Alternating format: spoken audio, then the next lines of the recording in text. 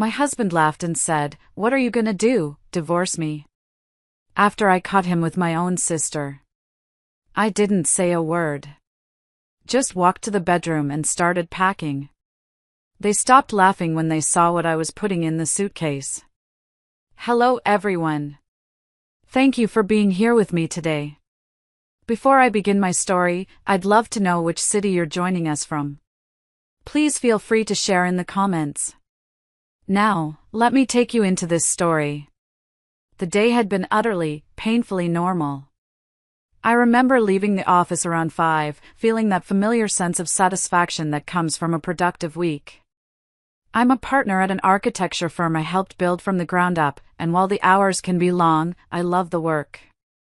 There's a solidity to it, a permanence in creating spaces where people will live their lives. It's a feeling of control, I suppose. A feeling that I was an architect of my own life, too. I stopped at the gourmet market on the way home to pick up fresh pasta and a bottle of Chianti. Walter loved it when I made my bolognese from scratch. It was a small thing, but after 25 years of marriage, you learn that love often lives in the small things. It lives in knowing their favorite wine, in making their favorite meal on a Thursday just because. Our house was my sanctuary. A beautiful 2-story colonial I'd designed myself years ago, nestled in a quiet, leafy suburb. Every detail, from the reclaimed oak floors to the Carrara marble in the kitchen, was something I had chosen with care. It was more than a house, it was a testament to the life I thought I had built. Solid. Permanent. When I got home, Walter was already there, in the living room, ostensibly reading the paper, but I could see his phone propped up behind it. "Hey, you," I said, dropping my keys in the grocery bags on the hall table. "Smells like you showered." "Long day," he said, folding the paper with a rustle. "Thought I'd wash it off." He came over and gave me a perfunctory kiss on the cheek. It was routine, practiced. The kind of kiss that doesn't mean anything except habit. We made dinner together, or rather, I cooked while he leaned against the counter and told me about his day. His boss was a jerk. The quarterly reports were a nightmare. The usual complaints.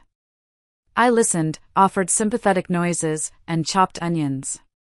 It was the familiar dance of our evenings, a choreography we'd perfected over 2.5 decades. After dinner, we settled onto the couch in the living room. It was a plush, custom-made sectional in a soft gray fabric that had taken me 6 months to choose.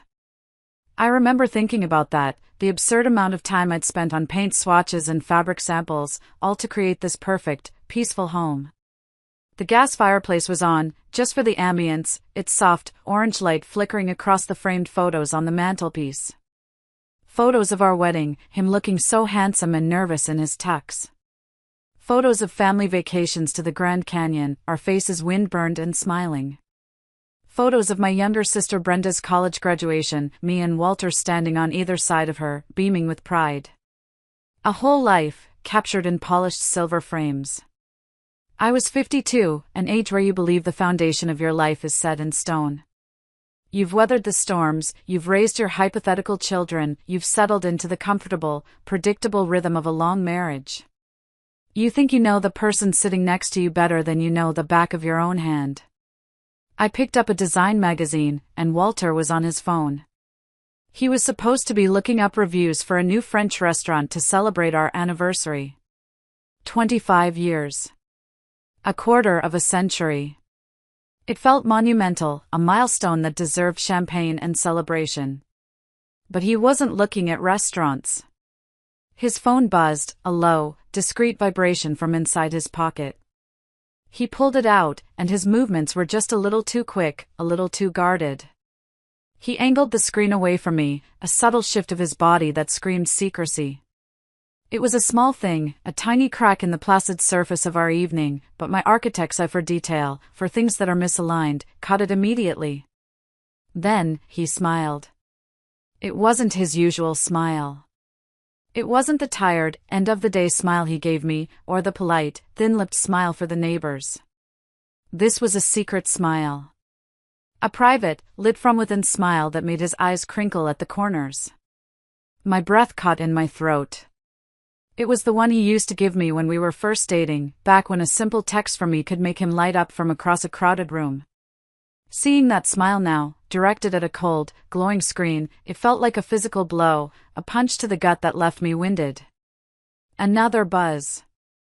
More smiling. He started typing with both thumbs, his brow furrowed in concentration, completely and utterly absorbed. The world outside of that little rectangle of light, the crackling fire, the soft music playing, his wife of 25 years sitting 3 feet away, had ceased to exist for him. "Find anything good?" I asked, my voice sounding strained and artificially bright to my own ears. He jumped, startled, as if he'd forgotten I was even in the room. He quickly locked his phone and set it face down on the cushion between us. "Oh. Yeah. Just an old buddy from college, Mark. Sent a funny meme about his kid." Something felt profoundly wrong. A cold knot started to form in my stomach. Walter's college friends were my friends, too. Mark always sent funny things to our old group chat, not to Walter personally in the middle of the night. But I let it go. You don't detonate a 25-year marriage over a text message. You tell yourself you're being paranoid, that it's your own insecurity talking. You tell yourself to trust him. So I tried. I picked up my magazine, but the elegant blueprints and glossy photos just swam on the page. I couldn't concentrate. All I could see was that smile. That specific, intimate smile that no longer belonged to me. I watched him out of the corner of my eye, this man I had shared a bed with for over 9,000 nights, and for the first time in our life together, he felt like a complete and utter stranger. The silence in the room grew heavy, pregnant with all the things that weren't being said. The peaceful home I had designed to be my sanctuary suddenly felt like a stage set, fragile and fake, and I had the terrifying feeling that the curtain was about to come down. The knot in my stomach didn't go away. It stayed there through the night, a cold, hard lump of dread that made sleep impossible.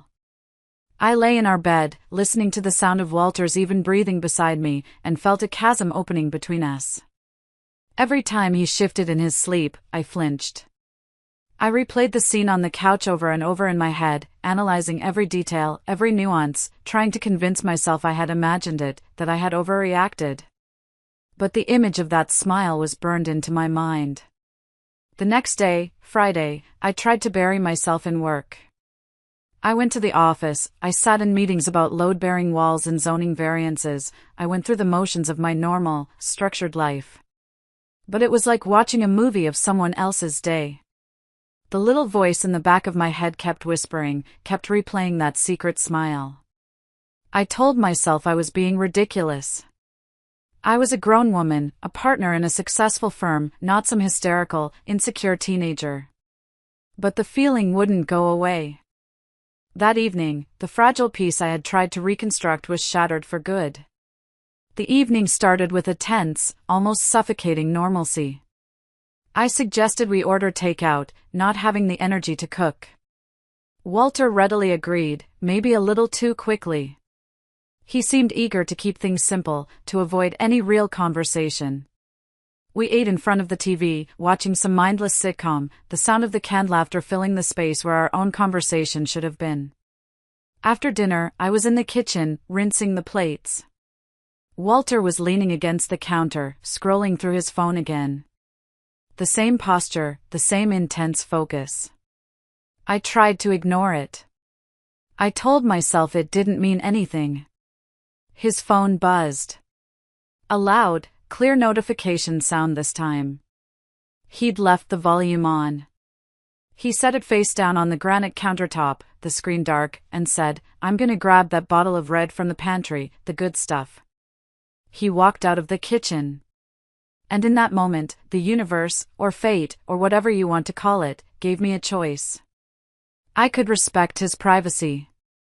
I could turn back to my bubbling sink of soapy water, dry the plates, and live with the gnawing, corrosive uncertainty for the rest of my life. Or I could know. I stood there for a long 10 seconds, my heart hammering against my ribs. I could hear him rustling around in the pantry, humming a little tune. The sound was so normal, so domestic, it made the situation feel even more surreal. "Just turn it over, Audrey," the voice in my head urged. "You have to know." My hand trembled as I reached for the phone. It felt heavy in my hand, like it contained the weight of my entire future. The glass was cool and smooth against my skin. I took a deep, shuddering breath and flipped it over. The screen lit up. And there it was. A notification preview from a text message, clear as day. My brain registered the words before it could process the horror. "Can't stop thinking about last night. You were amazing." For a split second, my mind reeled, trying to make sense of it. An affair. He was having an affair. The pain was sharp, immediate, a white-hot poker to the chest. But it was the name below the message that made the world stop spinning. The name that turned the sharp pain into a soul-crushing implosion that vaporized everything I thought I knew. It wasn't a name I didn't know. It wasn't some stranger, some coworker, some random woman I could hate from a distance. The name was Brenda. My sister. My baby sister. The little girl whose scraped knees I had bandaged. The awkward teenager I had coached through her first date. The maid of honor at my wedding, who had given a tearful speech about how I was her hero. The woman whose photo was on my mantelpiece, smiling her bright, beautiful smile right next to mine. I couldn't breathe. The air was sucked out of my lungs as if by a vacuum. The sound of the running water in the sink faded into a dull, distant roar in my ears. I stared at the name, my sister's name, on my husband's phone, next to those words, and my reality fractured into a million jagged pieces. It wasn't just a crack in the mirror anymore. The mirror had been smashed to dust, and the reflection staring back at me was a woman I no longer recognized, living a life that was a complete and utter lie. I heard the pantry door open. I heard Walter walking back towards me, the bottle of wine clinking against the corkscrew in his hand. He was still humming that little tune, completely and utterly oblivious. And I just stood there, frozen, holding the evidence of their unimaginable betrayal in my hand, the heat from the phone burning like a brand against my palm. Time seemed to slow down to a thick, syrupy crawl. I could feel the cold of the granite countertop seeping into my fingertips where I gripped the edge for support, the only thing keeping me upright. Walter stopped humming when he saw my face. The casual smile dropped from his lips. "Audrey? What is it? You look like you've seen a ghost." I tried to speak, but no sound came out. My throat had closed up. I just turned the phone around, my hand shaking so violently the screen seemed to vibrate, and held it out for him to see. His eyes scanned the screen. I watched his face, desperately searching for any sign of remorse, of panic, of shame. There was nothing. I saw a flicker of annoyance, quickly masked. He looked like a teenager who'd been caught breaking curfew, not a man who had just dynamited his 25-year marriage. He let out a long, theatrical sigh. "Look, it's not what you think." The sheer, insulting weakness of that cliché, the most pathetic line in the cheater's handbook, finally broke my paralysis. "Not what I think?" My voice was a choked, ragged whisper I barely recognized as my own. "It says Brenda. My Brenda. And it says you were amazing last night." Each word was a shard of glass I had to force out of my throat. He had the audacity to look bored, put upon. He gently took the phone from my trembling hand and slipped it into his pocket, as if hiding the evidence would make it disappear. "You're overreacting. You're being dramatic." "Dramatic?" I whispered. Just then, the back door clicked open. And in walked Brenda. She was carrying a bag from a local bakery, a bright, cheerful smile on her face. "Hey! I was in the neighborhood and thought I'd bring dessert. They have that lemon tart you love, Audie." She used my childhood nickname, and the sound of it on her lips now was a desecration. Her smile faltered as she took in the scene. She looked from my ashen face to Walter's tense posture, a quick, calculating glance between the two of them. And in that single, fleeting glance, I saw everything. There was no surprise. No confusion. Just recognition. She knew. Of course she knew. She wasn't an innocent party caught in the crossfire. She was the other combatant. I looked at my little sister, the woman whose secrets I had kept, whose tears I had dried, whose life I had celebrated as if it were my own. Brenda? I whispered, the name tasting like ash and poison in my mouth. She didn't even try to deny it. She leaned against the doorframe, setting the bag with the tart on the floor. A slow, smug little smirk played on her lips. She looked at Walter, and he looked at her, and a silent, triumphant conversation passed between them. And then it happened. The thing that broke me. The thing that killed the last shred of hope in my heart. Walter started to laugh. It wasn't a small, nervous chuckle. It was a full, deep-bellied laugh. A laugh of pure, unadulterated mockery, of relief that the secret was finally out. Brenda joined in, a high, tinkling laugh that sounded like breaking glass. They stood there, in my kitchen, my husband and my sister, laughing. Laughing at my pain. Laughing at the utter destruction of my world. The sound echoed off my pristine marble countertops, a grotesque symphony of their shared betrayal. The blood drained from my face. I felt a strange, horrifying sense of detachment, as if I were floating near the ceiling, watching this obscene little play unfold below. The woman standing there, her face a mask of silent horror, couldn't possibly be me. Through his laughter, Walter finally managed to speak, wiping a tear of mirth from the corner of his eye. The words he said will be burned into my memory, seared onto my soul, until the day I die. "Oh, come on, Audrey," he gasped, still chuckling. "It's not that serious. What are you gonna do, divorce me?" And in that moment, with their cruel laughter ringing in my ears, something inside me didn't just break. It died. The loving wife, the trusting sister, the woman who built her life around these two people, she ceased to exist. She turned to dust and blew away. And in her place, something cold, and hard, and silent began to form, like a diamond under unimaginable pressure. I didn't scream. I didn't cry.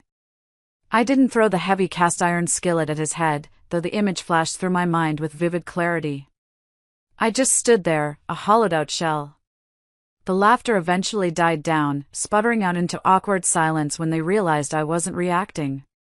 They looked at me, a little confused now, their shared amusement giving way to a flicker of uneasy uncertainty. "Audrey?" "Say something," Walter said, his tone still light, but with an underlying edge of command. He was used to me reacting, to us talking things through. My silence was a variable he hadn't accounted for. I didn't. I turned my back on them, a simple, deliberate movement.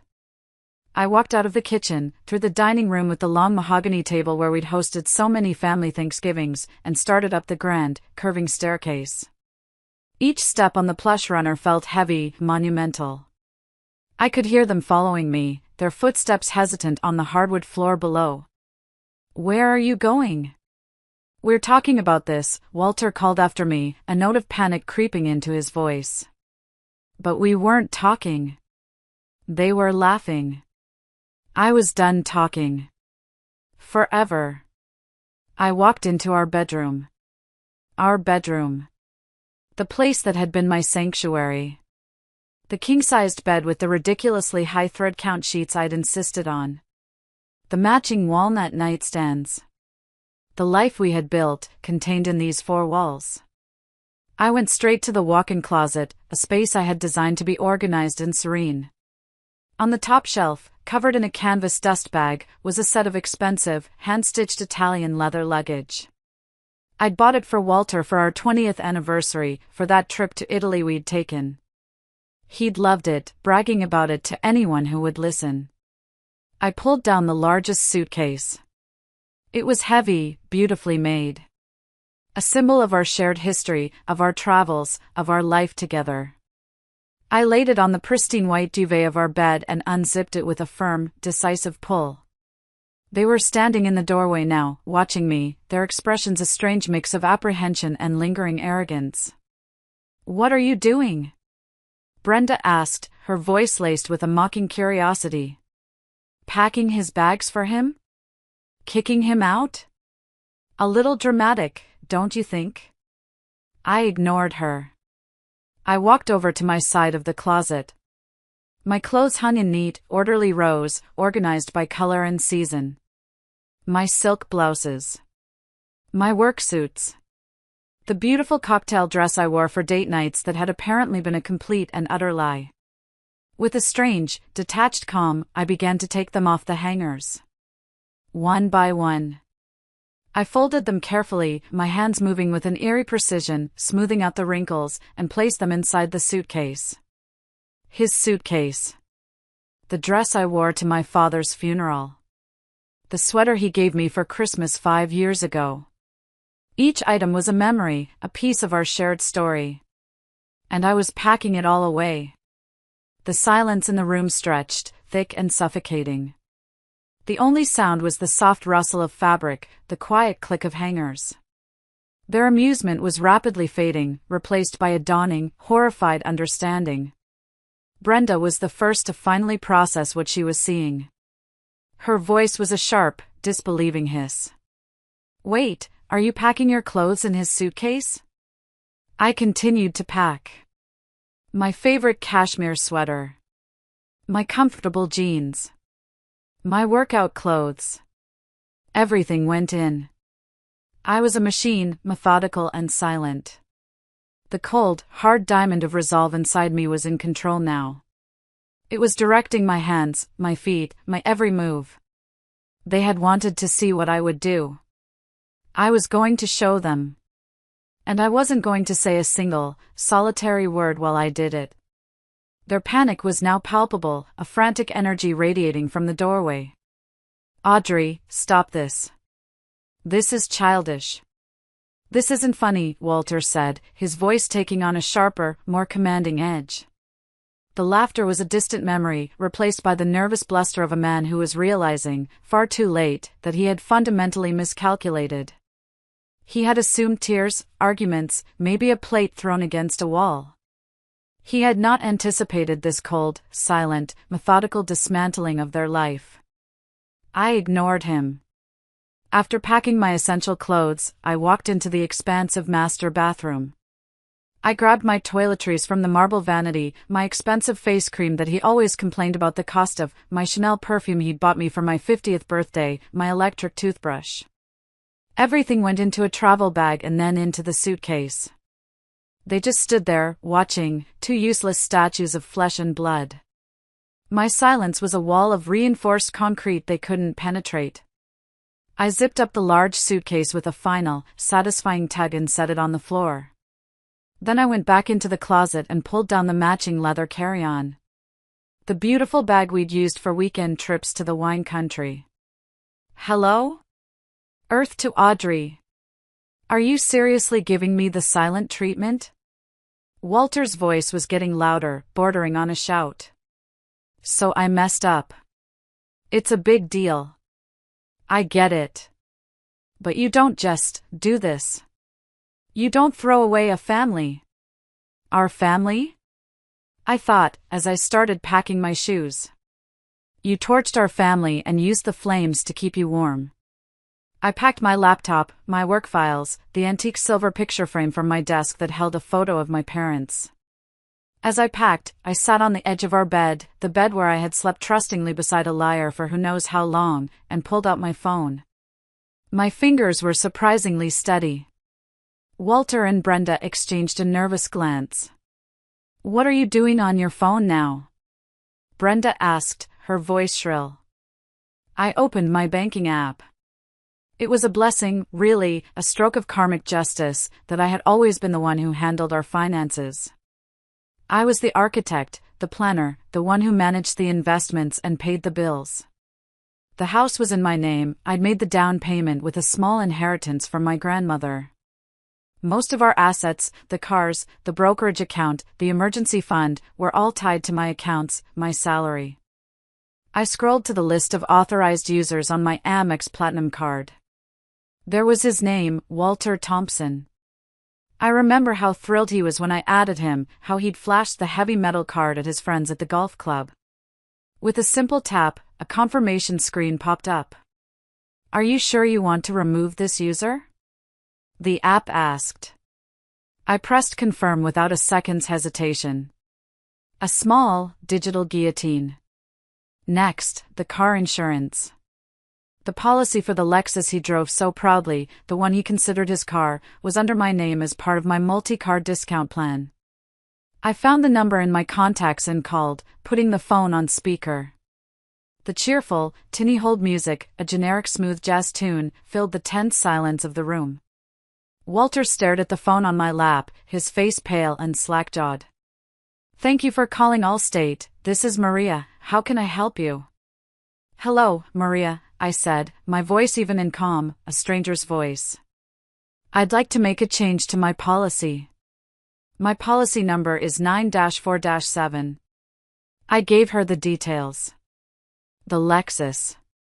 And the primary driver to be removed, Walter Thompson.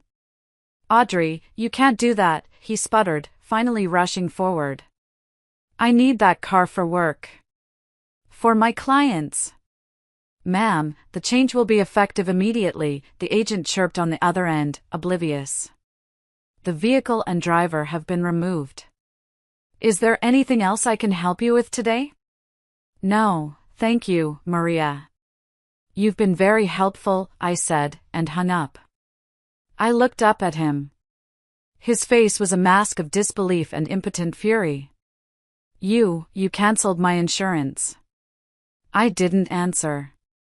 I just went back to my phone, opened the app for our mobile carrier, and with a few more taps, began the process of removing his line from my family plan. His phone would be disconnected by the next billing cycle. One by one, I was cutting the cords that tied him to my life, and more importantly, to my finances. I changed the password to our Amazon Prime account. I changed the password to Netflix. I logged into the smart home app and revoked his access to the security system. Small, digital acts of eviction. And with each tap, I felt a piece of my power returning.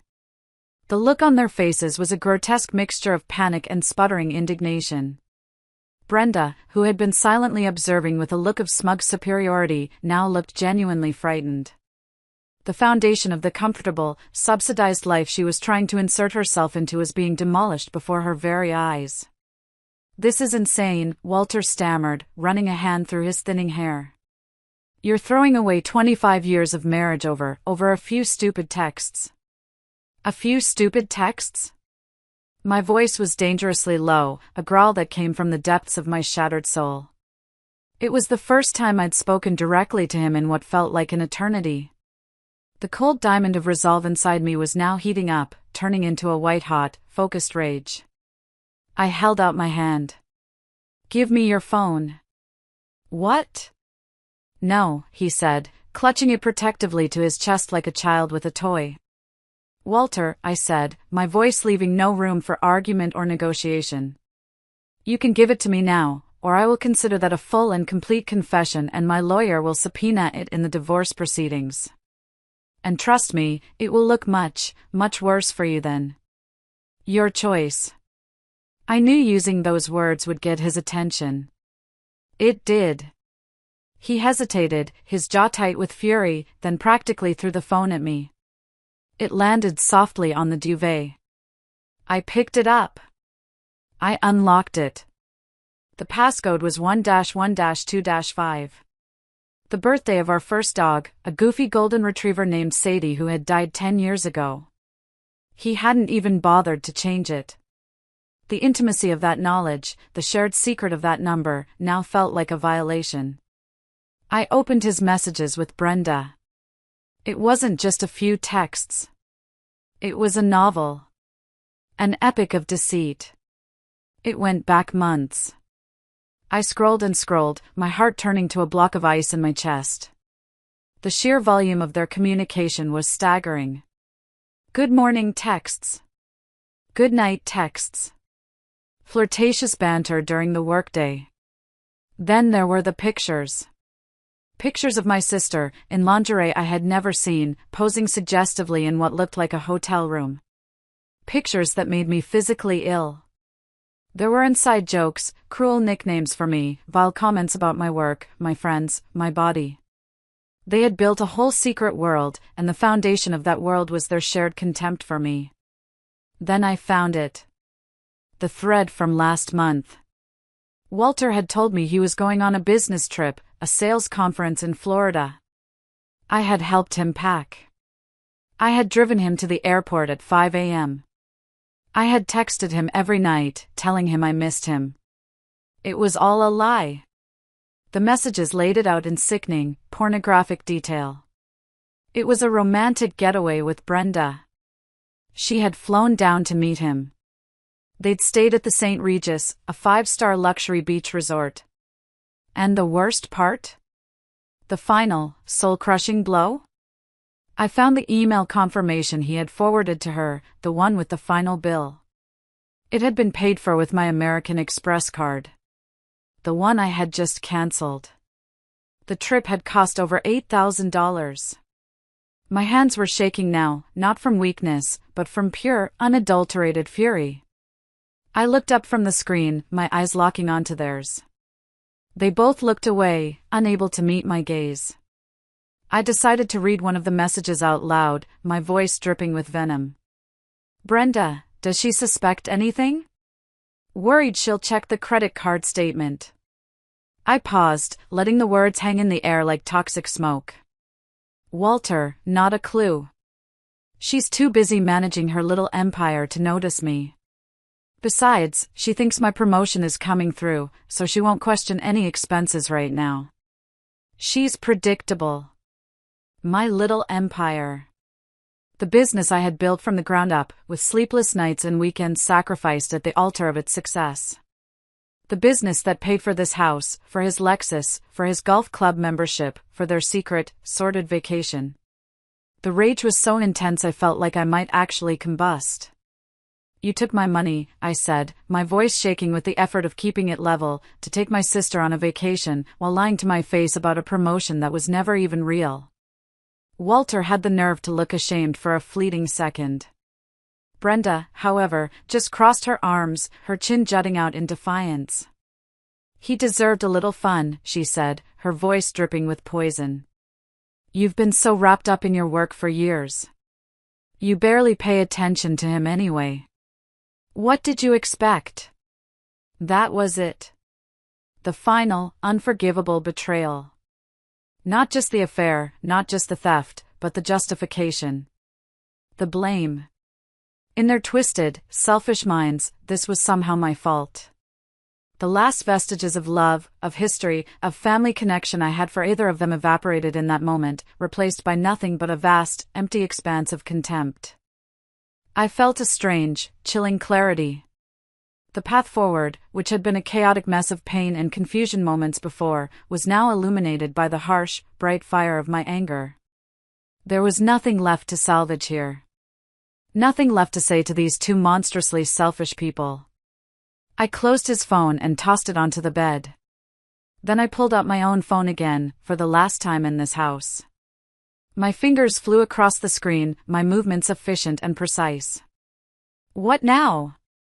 Walter asked, his voice wary, like he was speaking to a wild animal he wasn't sure would attack. Who are you calling now? My mother? I didn't answer him. I dialed my best friend, Janice.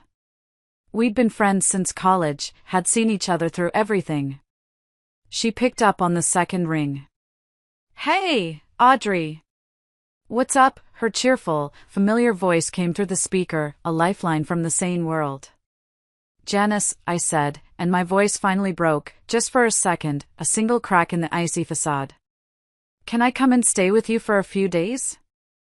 I need to get out of here. The cheerfulness vanished from her voice, replaced by immediate, urgent concern. Oh my God, of course. What happened? Are you okay? Where are you? I'm at home, I said, looking directly at Walter as the words came out of my mouth. Walter's been cheating on me. With Brenda. There was a stunned, horrified silence on the other end of the line. Then, a string of curses that made me almost smile. That absolute bastard. That snake. Of course you can stay. Don't even ask. I'm on my way to get you right now.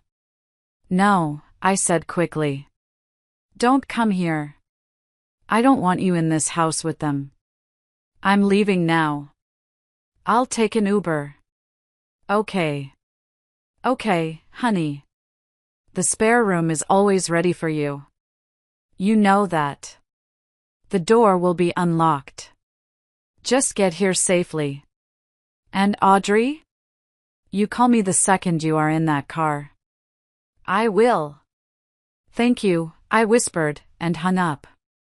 Next, I opened the Uber app. I put in Janice's address. The map showed a little car icon just a few blocks away. 5 minutes. The reality of the situation, the finality of it, finally seemed to crash down on them. This wasn't a temporary dramatic gesture. This wasn't a tantrum. I was leaving. I was really, truly leaving. Wait, you can't just leave. Brenda cried out, her defiance crumbling into a pathetic, childish whine. This is your house. Exactly, I said, my voice cold again. It is my house. Which is why I'm the one who gets to leave it. You two can stay here, for now.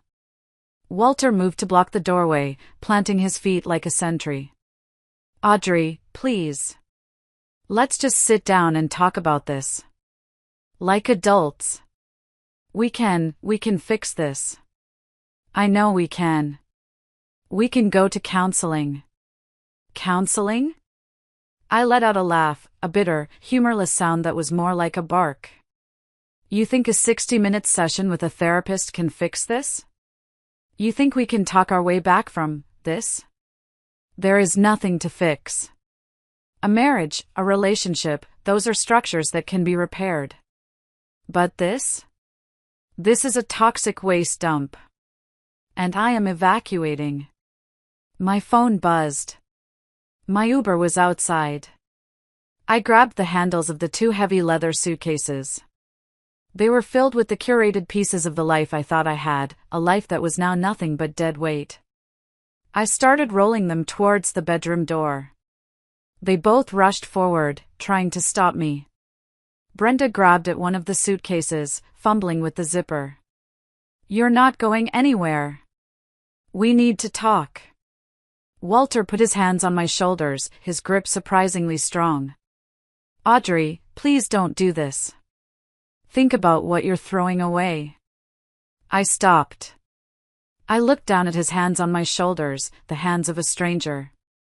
Then I looked up at his face, a face I no longer recognized. Then I glanced over at my sister, who was desperately trying to unpack my shoes as if that would somehow keep me there. I felt a wave of disgust so profound it almost made me gag. I shrugged his hands off me with a force that surprised even myself. I looked at both of them, these 2 people who had been the twin pillars of my universe, now just pathetic, selfish strangers standing in the wreckage they had created. You asked me what I was going to do, I said, my voice steady and clear and final. I'm going to live. Without either of you. And with that, I rolled my suitcases past them, down the grand staircase, and out the heavy oak front door of my house for the very last time. I didn't look back. I didn't dare. The cool night air hit my face like a slap, shocking me back into my own body. The Uber, a clean black sedan, was waiting at the curb, its engine humming quietly. The driver, a kind-faced man with graying temples and a gentle smile, got out immediately when he saw me struggling with the heavy bags. Here, ma'am, let me get those for you, he said, his voice soft. He expertly lifted the suitcases and settled them into the trunk. He must have seen the look on my face, the tear tracks on my cheeks, the tremor in my hands, because he didn't ask any questions. He just opened the back door for me and gave me a simple, sympathetic nod. The moment I slid into the backseat and the door clicked shut, the adrenaline that had been coursing through my veins for the past hour vanished as if a switch had been flipped. It left behind a hollow, cavernous emptiness that was almost worse than the rage. The car pulled away from the curb, and I watched my beautiful home, the one with the perfectly manicured lawn and the welcoming gaslights I'd had installed last year, recede in the darkness. My home. My sanctuary. And they were still in it. The thought was a physical violation. Then my phone, which I was still clutching in a white-knuckled grip, started to blow up. First, it was Walter. The screen lit up with his name and photo, a picture of us in Napa, smiling, a lifetime ago. I stared at it, then pressed the red button to decline the call with a vicious jab of my thumb. A second later, a text message appeared. Audrey, pick up the phone. This is insane. You're behaving like a child. I ignored it. Then, Brenda. Her name popped up, and a fresh wave of nausea and betrayal rolled over me. I declined her call, too. A string of texts followed, one after the other, a rapid-fire assault. You can't do this to us. This is your family you're walking out on. You are destroying everything with your selfishness. I was destroying everything? The sheer, breathtaking audacity of it all was almost impressive. The phone kept buzzing, vibrating against my leg, a relentless electronic tether to the two people I now despised more than anyone on earth. It felt like they were trying to pull me back, to drag me back into the toxicity and the lies through that little glowing device. Walter called again. This time, a voicemail notification popped up. Then Brenda. Then Walter again. I watched the screen light up with their names, flashing in the dark car like warning signals. With 2 decisive taps, I found their contacts and I blocked them. The buzzing stopped. The silence in the car was suddenly deafening, broken only by the soft hum of the tires on the asphalt. And in that quiet, as the familiar streetlights of my neighborhood blurred past the window, it finally hit me. The full, crushing, tectonic weight of it all. 25 years of marriage. 50 years of sisterhood. Gone. Vaporized in a single night of cruel laughter and breathtaking betrayal. I looked out the window at the blurry lights of other people's homes, other people's normal lives, and realized silent tears were streaming down my face again, the salt from them stinging the raw skin on my cheeks. I wasn't sobbing. It was a quiet, hopeless kind of weeping for a life that was now over, for a future that had been stolen from me. The driver glanced at me in the rearview mirror, his expression full of concern. Everything all right, ma'am? He asked softly. I couldn't find my voice to answer, so I just nodded, a pathetic little jerk of my head. Then I whispered, mostly to myself, a promise to the broken woman reflected in the window. It will be. And in the quiet of that car, with my whole world packed into a suitcase that wasn't even mine, I felt completely and utterly alone.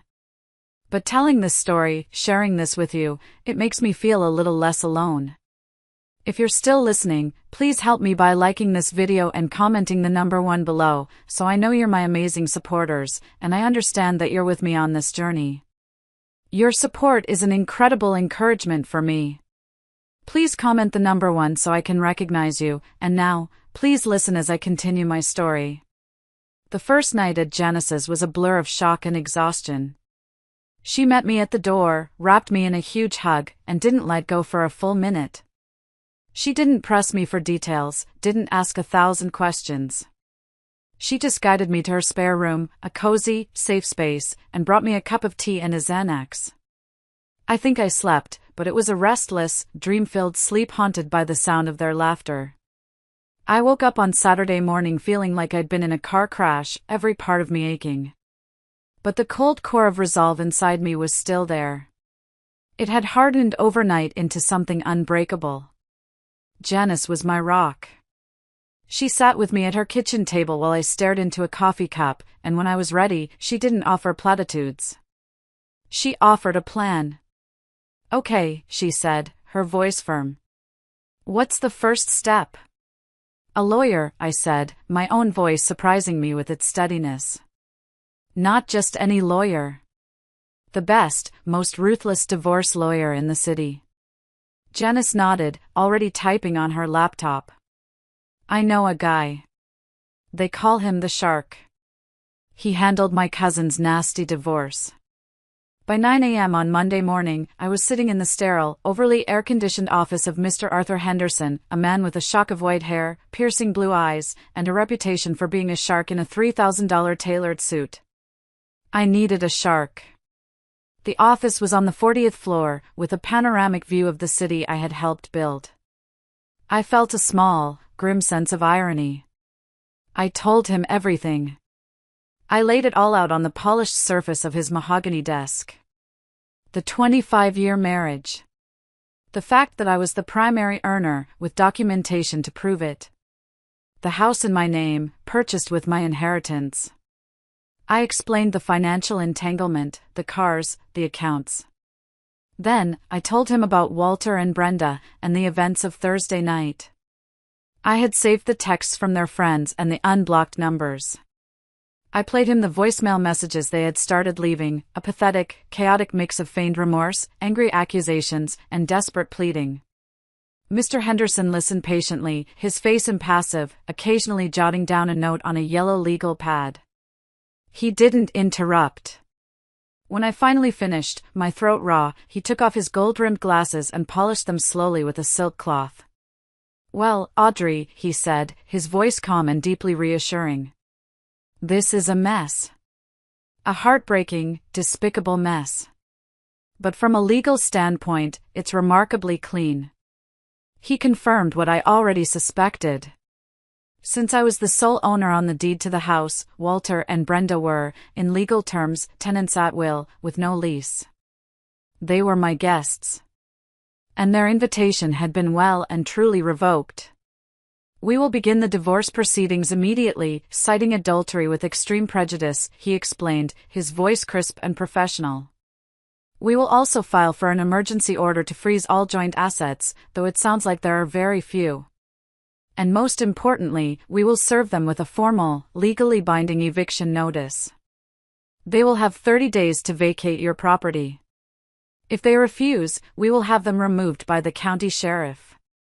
The words felt both terrifying and empowering. Eviction. Sheriff. This was real. This was the mechanism of my freedom. He drafted the papers right there, his paralegal flying into action. The formal notice was dispatched with a process server that very afternoon. I paid the extra fee to have it served immediately. I pictured the scene, a stern-looking stranger showing up at the door of my beautiful house and handing them the crisp, cold, legal documents demanding they leave. Their reaction was immediate and nuclear. My phone, which had been blissfully quiet since I'd blocked them, started vibrating with notifications from unknown numbers and newly created email addresses. They had resorted to new tactics to bypass my blocks. The emails were a torrent of rage and delusion. From Walter, using a new Gmail account, an eviction notice? After everything I've given to this family? After all the support I've given your career? You'll be hearing from my lawyer. You can't just throw me out on the street. I have rights. From Brenda, from an equally new account, you are a cold, heartless monster. I am your sister. I have rights as a resident. I'm not going anywhere. This is my home too now. I forwarded every single message to Mr. Henderson with the simple note, for your files. He replied almost instantly, excellent. Every message is another nail in their coffin. Keep documenting everything. The battle lines had been drawn. They thought they could bully me, that they could intimidate me into backing down with empty threats. They had forgotten who they were dealing with. They had forgotten that I was the one who built the empire they were so comfortably squatting in. And I was about to remind them, with the full force of the law behind me. I knew it was coming. I had been dreading it more than the confrontation with Walter and Brenda, more than the meeting with the lawyer. The phone call. It came on a Saturday morning, a week after I'd left. I was at Janice's kitchen table, sketching designs for a new project on a notepad, trying to find some semblance of normalcy in the meticulous, ordered world of lines and angles. The phone rang, and the caller ID showed a number I knew as well as my own, Mom. My hand hovered over the phone.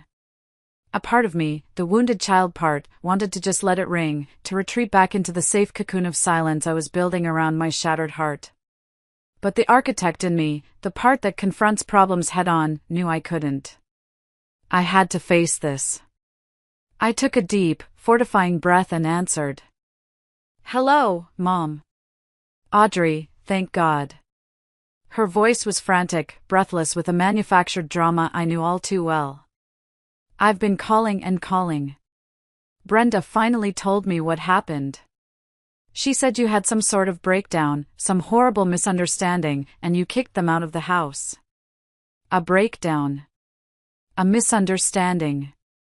That was the story they were spinning. Of course. It painted me as the unstable one, them as the victims. It was masterful in its cruelty. "That's not what happened, Mom," I said, my voice tired, devoid of the energy needed for this fight. "Audrey, how could you do this?" she barreled on, not listening, her words a tidal wave of guilt. "He's your husband. For 25 years. And Brenda, my God, Audrey, she is your sister. Your baby sister. She called me sobbing, said she has nowhere to go. You can't just throw your own sister out on the street." The injustice of it all was like a physical blow. The fact that her first concern was for the perpetrator, not the victim. "Mom," I said, my voice getting colder. "Did they tell you why I left? Did they tell you that I found them together? That they've been having an affair for months behind my back, in my house, spending my money?" There was a pause. A short, telling silence. I could hear her taking a shaky breath. "Well," she finally said, her voice softer but still laced with reproach. "Brenda said it was a mistake. A terrible, terrible mistake.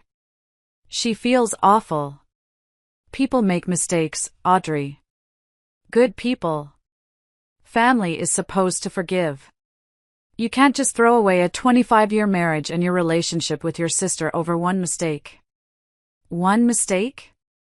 I repeated, my voice dangerously quiet. "Mom, it was not one mistake. It was hundreds of mistakes. Hundreds of lies, every single day. And when I confronted them, they laughed in my face. They stood in my kitchen and they laughed. Brenda is very fragile right now," my mother continued, her voice taking on a whiny, pleading tone I despised. "She's always looked up to you. And Walter is your husband. For better or for worse, remember your vows? You owe it to your family, to your father's memory, to try and work this out." That was the word that did it. "Oh. Owe them?" I said, my voice now like ice. "I owe them nothing. I have given them everything for years. I paid for Brenda's graduate school application fees. I gave Walter a no-interest loan to start his failed consulting business. I paid for their secret vacation. What I owe is to myself. I owe it to myself to not be a doormat, to not be a fool, and to not allow my home to be a brothel for my husband and my sister. They have 30 days to find a new place to live. That's more generosity than they deserve." I could hear her starting to cry on the other end, the wet, gulping sobs of someone who isn't getting their way. "You're tearing this family apart, Audrey. You're being so selfish." "No, Mom," I said, the last bit of hope I had for her support, for her motherly protection, dying in my heart. "I'm not. They already did that. I'm just cleaning up the mess." I ended the call. I sat there in the silence of Janice's sunny kitchen, the notepad with my beautiful, orderly designs mocking me from the table. I realized with a profound and painful clarity that I hadn't just lost a husband and a sister. In a way, I had lost my mother, too. Her loyalty, I now saw, was not to her children, but to the fragile, idealized image of a perfect family she wanted to project to the world. And I had just smashed that image to pieces. I was truly, completely on my own. The next 2 weeks were a strange, surreal limbo. I lived at Janice's, working remotely and trying to create a new routine. Janice was a saint, giving me space when I needed it and forcing me to eat when I forgot. The days were a blur of legal emails, work calls, and long, aimless walks. The nights were the hardest, filled with a suffocating loneliness. Meanwhile, Walter and Brenda's desperation campaign escalated. Having failed to break me with emotional blackmail from my mother, they resorted to a campaign of petty, infuriating harassment. It started with the finances. I got another fraud alert, this time from my brokerage account. Someone had tried to log in and initiate a wire transfer. The security protocols I had put in place with my financial advisor held, and the attempt was blocked. I knew it was Walter. He was testing the fences, looking for a weak spot. Then came the social media smear campaign. Brenda, who had always been obsessed with her online image, posted a long, rambling, tear-stained story on Facebook. She was clever. She didn't mention the affair, of course. She painted a picture of a concerned, heartbroken sister worried about her older sibling's sudden and alarming mental instability.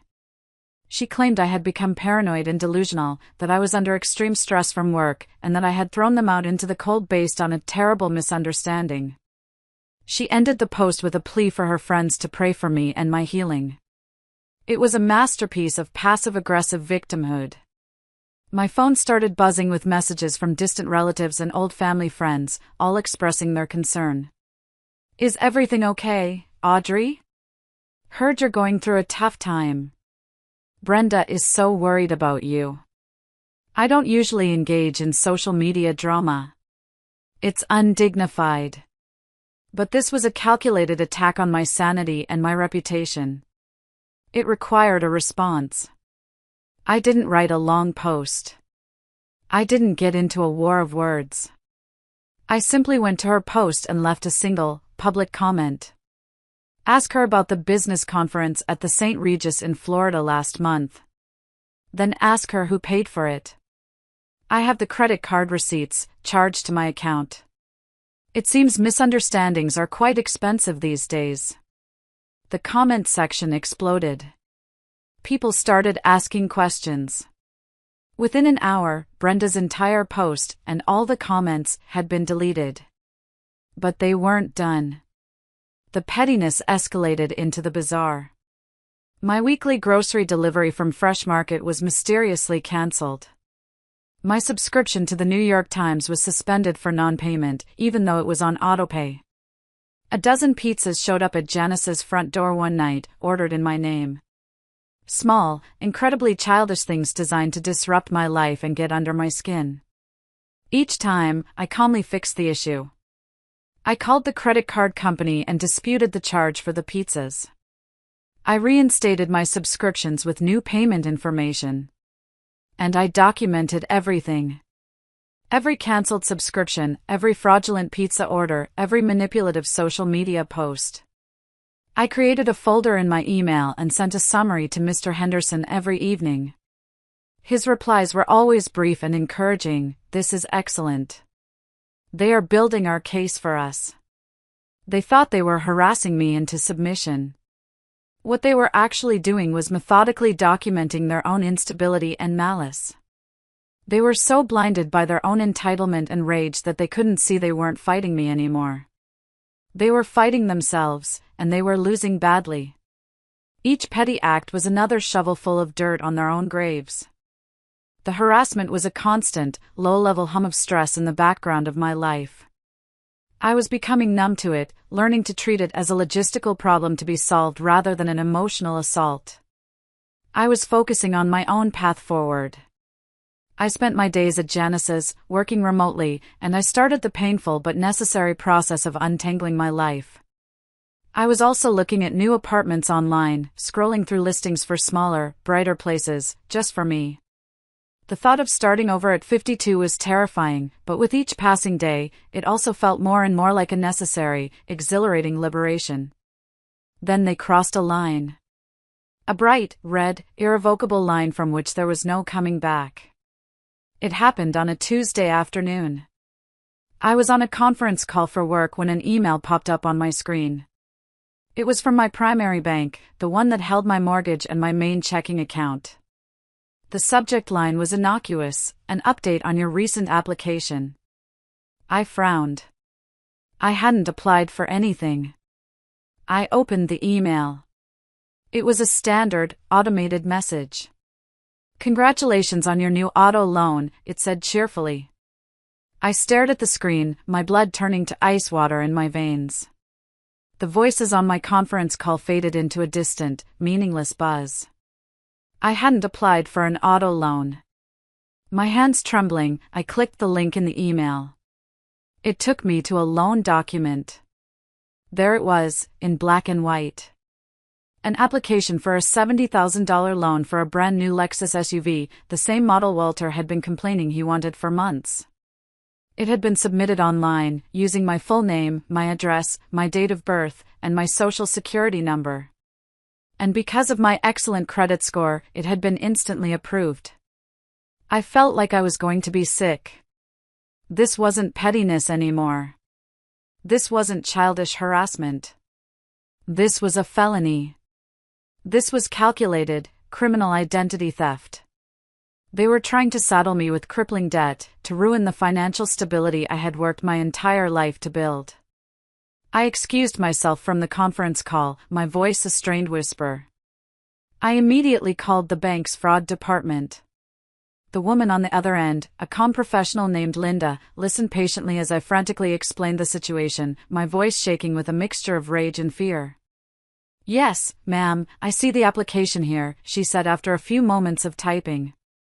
"It was submitted this morning from an IP address linked to your home Wi-Fi network in Northwood." Of course it was. They had used my own internet service, the one I paid for, to commit a federal crime against me. The audacity was simply unbelievable. Linda immediately froze the loan and opened a high-priority investigation. But I knew I couldn't stop there. This was no longer just a messy, painful divorce. This had escalated into something far more dangerous. With a heavy heart and a sense of grim finality, I did something I never in my wildest nightmares thought I would do. I picked up the phone and called the police department.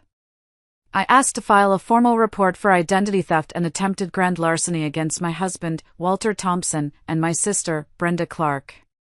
I had to drive to the local precinct. I sat in a sterile, uncomfortable plastic chair under flickering fluorescent lights and recounted the entire sordid story to a tired-looking detective named Miller. I had to give him my social security number, my date of birth, all the intimate details of my life that they had stolen and twisted for their own gain. I showed him the emails, the eviction notice, the loan application. Detective Miller was surprisingly kind, his eyes full of a weary sympathy. "Ma'am," he said when I was done, leaning back in his squeaky chair. "You did the right thing. We see this kind of thing, coercive control, financial abuse, more than you'd think in contentious separations. They've given us a very clear motive and a digital trail to follow. We'll open an investigation immediately." When I walked out of the police station into the late afternoon sun, I didn't feel triumphant. I just felt empty. And incredibly sad. They had been so consumed by their greed and their pathological desire to hurt me that they had been willing to risk their own freedom. They had forced my hand, and now the consequences would be out of my control. The family drama had now become a police matter. And I knew, with a chilling certainty, that this was the beginning of the end. The final days leading up to the eviction deadline were filled with a tense, ominous silence. The harassing emails stopped. The unknown numbers stopped calling. It was the calm before the storm, a dead, heavy quiet that was more unsettling than their noise had been. I spent the time in a flurry of activity, finalizing the lease on a new apartment and arranging for movers, trying to focus on the future instead of the impending confrontation. The 30th day arrived. It was a gray, overcast Friday morning, the sky threatening rain. Mr. Henderson had arranged for me to meet him at the house at 10 a.m. to formally retake possession. He had been adamant, "Do not go alone, Audrey.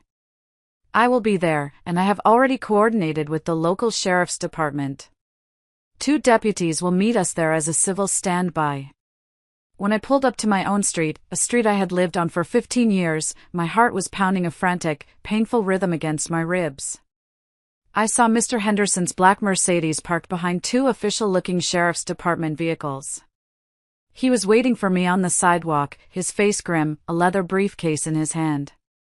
"They're still inside," he said quietly as I walked up. They refused to answer the door for the deputies. My stomach churned with a mixture of fear and anger. I had hoped, foolishly, that they would just be gone. That they would have packed their things and slunk away in the night, leaving me to pick up the pieces in peace. Of course, they wouldn't make it that easy. The 2 sheriff's deputies were professional and firm. They were large men, and their presence was both intimidating and deeply reassuring. The senior deputy knocked on the heavy oak door one last time, his knuckles making a loud, authoritative sound. "Sheriff's Department. Open the door." Silence. "All right," he said, turning to his partner. He used a tool to bypass the lock, and the door swung open with a soft click. "Ma'am, Mr. Henderson, please stay behind us." We stepped inside. The stench hit me first. A vile combination of stale cigarette smoke, rotting garbage, and cheap air freshener. The house, my beautiful, immaculate house, was destroyed. The pristine oak floors were scuffed and stained. Garbage was everywhere.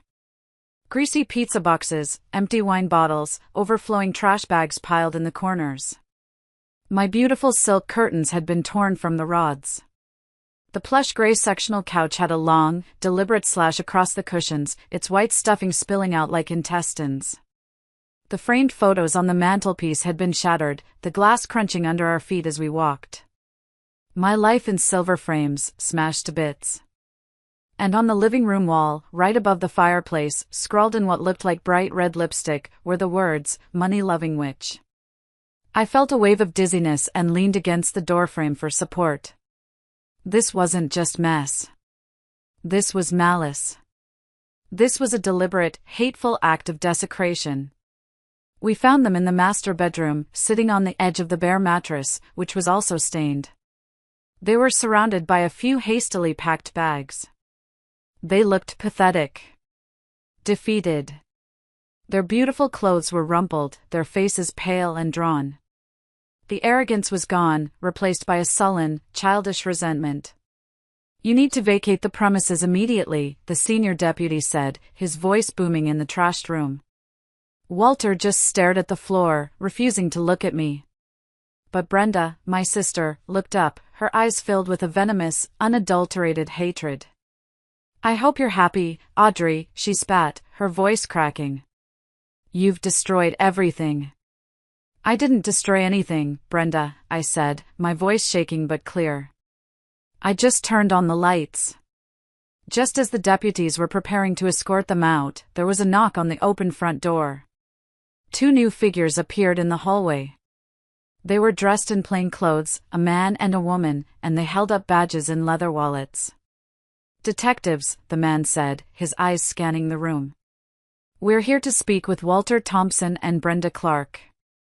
A new kind of fear, cold and sharp and utterly different from the fear of eviction, flashed across Walter's and Brenda's faces. This wasn't about the house anymore. The lead detective, who I recognized as Detective Miller from the precinct, turned to them. "We have a warrant to search the premises and seize any electronic devices. This is in relation to an ongoing investigation into felony identity theft and bank fraud." Brenda started to cry, a high, wailing, theatrical sound. Walter just sagged, as if all the bones had been removed from his body. He looked 20 years older. The detectives read them their Miranda rights, the familiar words from 1,000 TV shows now a chilling reality in my own bedroom. They placed my husband, and my sister, in handcuffs. As they were led out of the house, past the wreckage of the life we had once shared, Walter finally looked at me. There was no anger in his eyes. Just a hollow, empty despair. He knew it was over. All of it. I stood there, in the middle of my ruined home, and watched them being placed into the back of separate, unmarked police cars. I didn't feel happy. I didn't feel victorious. I just felt an overwhelming, profound sense of quiet, blessed relief. The storm had finally passed. The house was a wreck, but it was my wreck. And it was finally quiet. The months that followed were a painful, methodical process of cleaning up. There was the physical cleanup, which required a professional crew who specialized in biohazards and property damage. It took weeks. There was the legal cleanup, which involved endless meetings with Mr. Henderson, insurance adjusters, and the district attorney's office. And then there was the emotional cleanup, the hardest part of all, which is still ongoing. The legal case against them was a slam dunk. The detectives found the loan applications and a host of other incriminating evidence on Walter's laptop, which had been seized from my bedroom. Faced with irrefutable digital evidence, both he and Brenda took a plea deal to avoid a longer, more public trial. They avoided prison time, a fact that initially angered me, but Mr. Henderson helped me see it differently. A trial would have been a circus, Audrey, he'd said. This is cleaner. And the consequences are still severe. He was right. They were each sentenced to 5 years of probation, ordered to pay restitution for the damages to the house, and had to complete 500 hours of community service. They both now had felony criminal records. Their professional and personal lives were in ruins. Walter was fired from his job. Brenda's nursing license was put under review. They had become pariahs. The divorce was finalized quickly and quietly. Thanks to their criminal actions and the mountain of evidence of adultery and financial abuse, Walter got nothing. The house, the savings, the investments, my 401k, my pension, they were all protected as my premarital assets and personal earnings. He walked away with his clothes, his debt, and his criminal record. Last I heard from a mutual acquaintance, he was living in a cheap rental apartment across town, working a low-level sales job selling office supplies. Brenda's fate was, in some ways, even sadder. Our mother, finally forced to confront the ugly, undeniable truth, was devastated. She tried to support Brenda, but their relationship, already strained, fractured under the weight of the shame and disappointment. Brenda lost most of her friends, who were horrified by what she had done. She moved 2 states away to live with an aunt, trying to escape her ruined reputation. We have not spoken a single word since the day she was arrested. Sometimes I wonder if I'll ever hear from her again. As for me, I couldn't bear to stay in that house. I couldn't sleep in that bedroom or cook in that kitchen. It was tainted with too many bad memories, stained by their betrayal. I had the professional crew restored to its former beauty, every wall repainted, every floor refinished. And then I put it on the market. It sold in a week. I took the proceeds and bought a small, sunny, 2-bedroom apartment in a modern high-rise in the city. It has a balcony that overlooks the park, and it's all mine. The day I moved in, carrying a single box of my most treasured belongings, I felt a sense of peace I hadn't felt in years. I spent weeks decorating it, not with things to impress others, but with things that made me happy. I bought a ridiculously comfortable velvet armchair. I started an indoor herb garden. I enrolled in a pottery class, something I'd always wanted to do. My first few creations were lopsided and ugly, but the feeling of the cool, wet clay spinning in my hands, of creating something new from a lump of earth, felt like a powerful metaphor for my own life. One day, I was cleaning out the last few boxes from the move and I found them, tucked away in the back of the storage unit, the expensive Italian leather suitcases I had bought for Walter all those years ago. The ones I had used to pack my things on that terrible night. I stood there for a long time, just looking at them, these symbols of a life and a love that had been a lie. I didn't hesitate. I dragged them down to the building's large dumpster and threw them in, one after the other. They made a satisfying thud as they hit the bottom. The next day, I went out and bought myself a brand new set of luggage. It was lightweight, durable, and a beautiful, vibrant shade of sapphire blue. It was mine. My life is smaller now, and much quieter.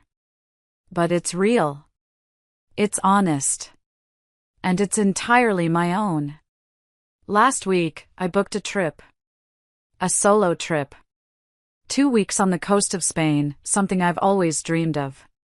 I'm going to eat tapas, drink wine, and sit on the beach and read books. Sometimes, late at night when the city is quiet, I still hear their laughter. I still remember Walter's smug, taunting question, "What are you gonna do, divorce me?" He thought it was a threat. He thought it was the worst thing that could possibly happen to me. He had no idea it would be the beginning of my salvation.